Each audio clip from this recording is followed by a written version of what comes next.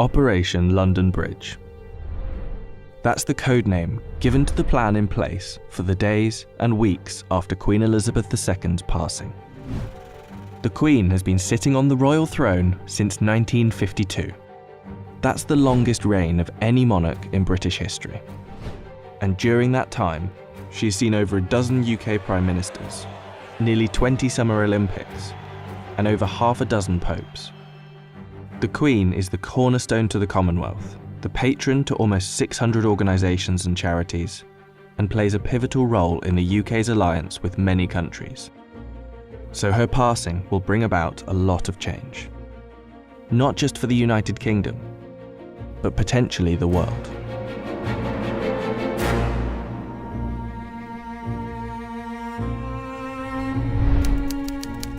Her private secretary, the Right Honourable Edward Young, will immediately pass a message on to the acting Prime Minister at the time. That message will likely read, "London Bridge is down." The Prime Minister will then set Operation London Bridge into action. Within minutes, the 15 governments outside of the UK where the Queen is head of state will be informed over a secure line. And that will be followed by the other 36 Commonwealth nations and leaders around the world. The gates of Buckingham Palace will then dawn a black-edged notice of the news. At the same time, a newsflash will alert media around the world. Every media outlet is prepared for the news.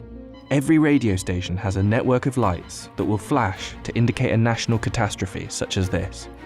All BBC shows will stop and proceed to run a feed dedicated to the news.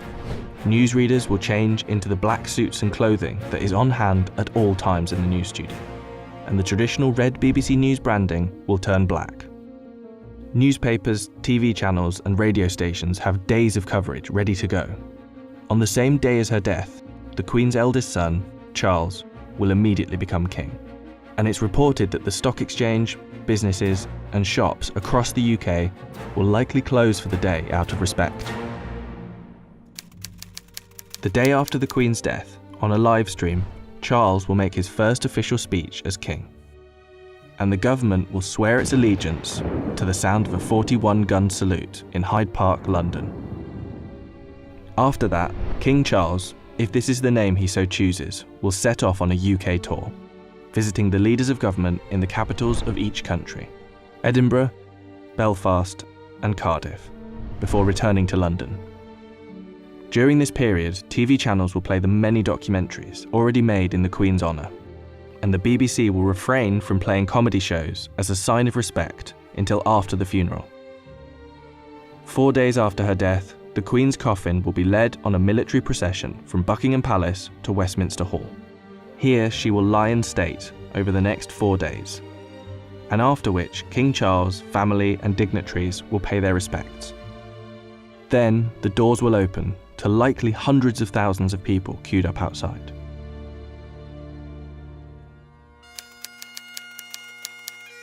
The funeral is estimated to take place 10 to 12 days after the Queen's passing. But one thing is certain, the day of the funeral will be an official bank holiday for the whole of the United Kingdom. The stock exchange will close for a second time in under 2 weeks, and many businesses will follow suit. At 11 AM sharp, the bells of Big Ben will chime, the country will fall silent, and the coffin will be brought inside Westminster Abbey, where 2,000 specially invited guests will bow their heads in prayer. After the service, the coffin will be taken to Windsor Castle, and then finally to St George's Chapel, where Queen Elizabeth II will likely be laid to rest next to her father, King George VI. Likely within a year after the funeral, an official coronation for King Charles will take place on yet another bank holiday. All in all, accounting for the multiple bank holidays, funeral expenses and coronation celebrations, the Queen's passing is estimated to cost the UK economy billions of pounds. In addition, hundreds of changes will happen across the UK in the months to come. New British currency will be printed with the King's portrait, and the Queen's currency will slowly be removed from use. The same will happen for stamps, passports, and police and military uniforms, and the national anthem will be changed to God Save the King. Not to mention how the world and Commonwealth will react to the new king could alter the British royal family forever. For example, there is growing support in Australia for the country to become a republic, and the Queen's death could heighten that support. This could lead other countries to follow suit, which would almost certainly weaken the British monarchy. This scenario will one day be upon us. Operation London Bridge will be triggered, and arguably the biggest funeral of our lifetime will be witnessed around the world. This will be the end of an era.